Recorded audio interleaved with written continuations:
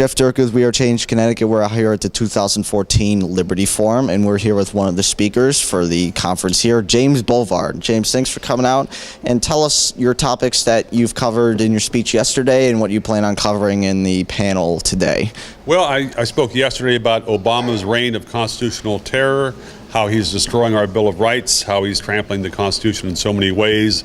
I talked a lot about his assassination program, about how he's increased the number of drone strikes by 500%, how he's made the TSA far more oppressive, how people are getting their butts and boobs and balls squeezed for no reason thanks to his TSA. And then later on today I'll be talking about libertarian hooliganism, how to have fun raising hell for freedom, and I'll be trying to work in some plugs for a new book called Public Policy Hooligan that talks about some of the hell raising I've done fighting the federal government down in Washington.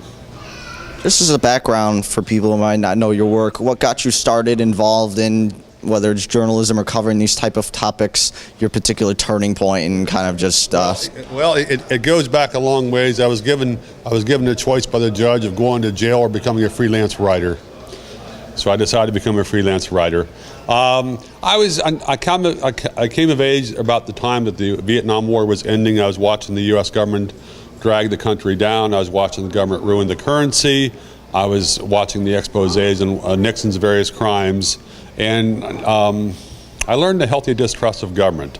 And it's unfortunate, it's frustrating to me to see so many Americans so docile in their attitude towards the feds at this point. And what I do in the journalism I do is try to explain to people and expose what the government is actually doing, because in most cases it's very different than what they're claiming, and there's a vast amount of trampling of rights and liberties that most people are utterly clueless, and some of those people who are clueless would object to it. Others would say, so.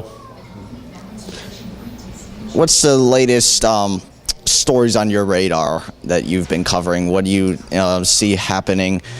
And kind of like at the end, maybe, what are you hopeful for mainly in the future for people who may be watching it for?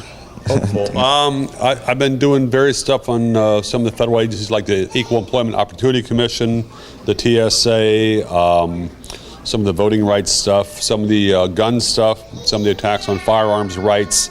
As far as what I'm hopeful for, I'd hope at some point that Americans would wake up to why we fought a war against the British.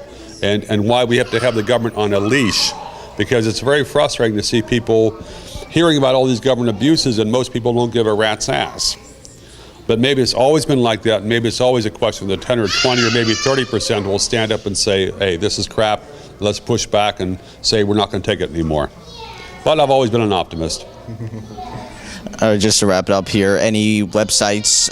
You mentioned some books. I know you've published several books. Where can people find those to learn more about what you've covered lately? 10 books, actually. The best website is jimbovard.com, B-O-V-A-R-D, one of those French Huguenot names. And on Amazon, I think they've got all 10 of the books and plus some foreign translations. But just Google James Bovard and you'll see lots of hate email or hate letters to the editor about my work.